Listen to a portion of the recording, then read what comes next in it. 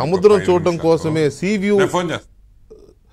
View కోసమే కట్టాడు అక్కడ ఇల్లు అనిపించిందా, లేకపోతే ఇంకేదన్నా సెక్యూరిటీ లేకపోతే ఎలాంటి భయము ఎలాంటి థ్రెట్స్ లేకుండా ఉండడం కోసము, లేకపోతే ఇప్పుడు తిరుపతిరావు గారు చెప్పినట్టు సొరంగం వేసుకుని బీచ్లోకి ఏదన్నా శ్రీలంక అధ్యక్షుడు ఆడేవాడు పారిపోయాడు కదా, అట్లా ఈజిప్ట్ వాడేవాడు పారిపోయాడు, అట్లా పారిపోవడానికి అంటే ఆయన చెప్పిన అట్లా ప్రచారం ఉంది. నేను అంటున్న మాటలు కాదు ఇవి, మీరు వినే ఉంటారు.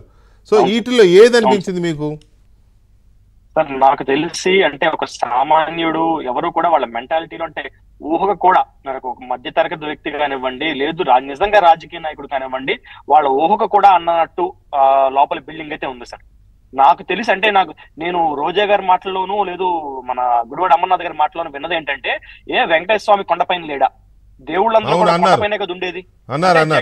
జగన్మోహన్ రెడ్డి గారిని ఒక దైవాంశ సంబుద్ధుడు కూడా కాదండి, దేవుడే. అంటే మనకి ఈ కలియుగంలో ప్రజలందరి కోసం వచ్చిన ఒక దేవుడు.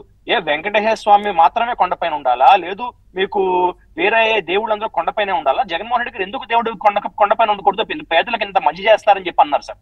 సో వాళ్ళ మెంటాలిటీ ఎలా ఉందంటే ఇంకా దేవుడితో కూడా మనుషులతో అయిపోయింది సార్. మనుషులతోనో చంద్రబాబు నాయుడు గారితోనో పవన్ కళ్యాణ్ గారితోనో ఆయన పోటీ అయిపోయింది, దేవుడితో పోటీ పడే స్థాయిలోకి వెళ్ళిపోయాడు ఆయన. ఇంకా నేను చెప్పిందే శాసనం, నేను చెప్పిందే జరగాలి. తూర్పు నుంచి అంటే తూర్పు మాకు లాస్ట్ ఎడ్జ్ సార్ అది, మీకు దాని తర్వాత సముద్రమే తప్ప ఇంకా అంతకు మించి ఏమీ లేదు. సో తూర్పు నుంచి కనుక ఆయన కనుక చూడగలిగితే మొత్తం ఆయన కనుచూపు మీద ఒకవైపు బీచ్, ఒక కన్నుతో బీచ్, ఒక కన్నుతో సిటీ కనపడాలి. మీకు సావిత్రి గారి సినిమాలో ఒక కంటిలోంచి మీకు నీటి చుక్కలు రావాలని చెప్పి అంటారు చూసారా, అలా ఒక కంటితో బీచ్ చూడాలి, ఒక కంటితో సిటీని చూడాలి.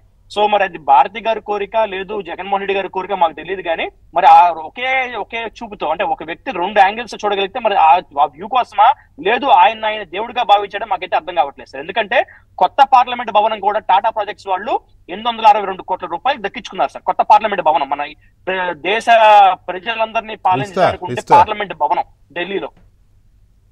మరి అలాంటిది మన జగన్మోహన్ రెడ్డి గారు ఆయన కోసం ఒక సీఎం గా దేవాంశ సంబుద్ధుడిగా భావించే వ్యక్తి మరి ఆయన కోసం కట్టించుకున్న బిల్డింగ్ కాస్ట్ దాదాపు 550 కోట్లు పైచిలకు మాట సార్. దాంట్లో ఫర్నిచర్ గా 50 కోట్లు ఖర్చు పెట్టారు సార్. మరి అంటే పార్లమెంట్ మించి స్థాయి వ్యక్తి అండి ఈయన.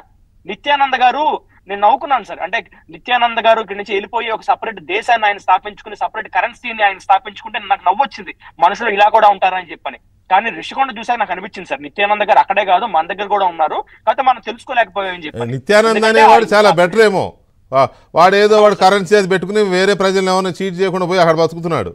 ఇది అలా కాదు కదా. అవును సార్, ఇది ప్రజల డబ్బుతో సార్.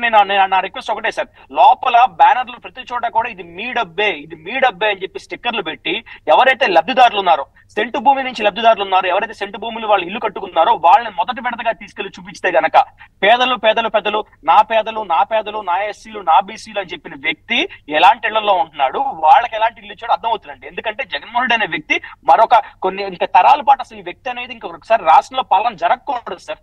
ఇది కనుక మీరు ఒకటి చూపించగలిగితే ప్రజలకి, తర్వాత మీరు ఏం చేస్తారు దాన్ని. ఇంకొక విషయం సార్, దీంట్లో నిన్న గుడివాడ అమర్నాథ్ కూడా తెలివైన మాట మాట్లాడారు.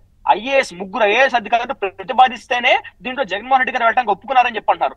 ప్రభుత్వ అధికారులు కూడా గుర్తుంచుకోండి, ఎవరైతే వైసీపీకి సంబంధించి పరిపాలన చేసి వైసీపీకి కొమ్ము కాశారో ఆఖరికి బయలయ్యేది మీరే అని చెప్పని మరొకసారి రుజువు చేశారు. ఈ రోజు గుడివాడ అమర్నాథ్ గారు ఆ ముగ్గురు ఐఏఎస్ పేర్లు ఎత్తున్నారండి. ముగ్గురు ఐఏఎస్ చెప్తేనే మేము వెళ్ళాము, లేదా అసలు జగన్ గారు వెళ్లేవాళ్ళు కాదని చెప్తున్నారు. ప్రభుత్వ అధికారులందరూ కూడా మిమ్మల్ని జగన్మోహన్ రెడ్డి గారు ఎలా బలి చేస్తున్నారో ఒకసారి గుర్తుంచుకోండి. ఐఏఎస్ తరహా అధికారులు వాళ్ళు వెళ్ళి అంటే ఇప్పుడు ఏంటంటే ఆ ముగ్గురు ఐఏఎస్ మీద నెట్టేసే కార్యక్రమం. అవును, అంతేగా సార్. వాళ్ళతో పాటు మేము అడిగేది ఏంటంటే ఐఏఎస్లు దోహేస్తున్నారు సరే, కన్సర్న్ డిపార్ట్మెంట్ మన మినిస్టర్ కి ఉండదా అండి, దీంట్లో సంబంధం ఉండదా అంటే సంతకాలు మేము పెట్టలేదు కదా అని చెప్పి చేతులు దులుపుకుంటే కుదరదు సార్. రోజా గారు వచ్చి దానికి రిబ్బన్ కటింగ్ చేశారు, గుడివాడ అమర్నాథ్ గారు వచ్చి రిబ్బన్ కటింగ్ చేశారు. వాళ్ళందరూ కూడా సమాధానం చెప్పాలి. Politician should made accountable sir. వాళ్ళ అకౌంటబిలిటీ వాళ్ళకి రావాలి, జవాబుదారీతనం అనేది ఉండాలి. పవన్ కళ్యాణ్ గారు అయితే అదే కోరుకుంటారు, పొలిటీషియన్స్ కూడా జవాబుదారీతనం ఉండాలి. కేవలం అధికారుల మీద నెట్టేస్తే కుదరదు. రిబ్బన్ కటింగ్ చేసేది మీరు, నెట్టేసేదేమో ఐఏఎస్ అధికారుల మీద. దీనికి అనుమతులు ఇచ్చిన రెవెన్యూ లేకపోతే ఫారెస్ట్ అండ్ ఎన్విరాన్మెంట్ అండ్ ఇంకా అదర్ చాలా డిపార్ట్మెంట్స్ ఉంటాయిలేండి. దాదాపు ప్రభుత్వ శాఖలు అన్నిటి అనుమతులు కావాలి, టూరిజం మెయిన్ కాబట్టి దీనికి. సో ఆ ఆఫీసర్లు ఎవరు, ఒకవేళ నిజంగా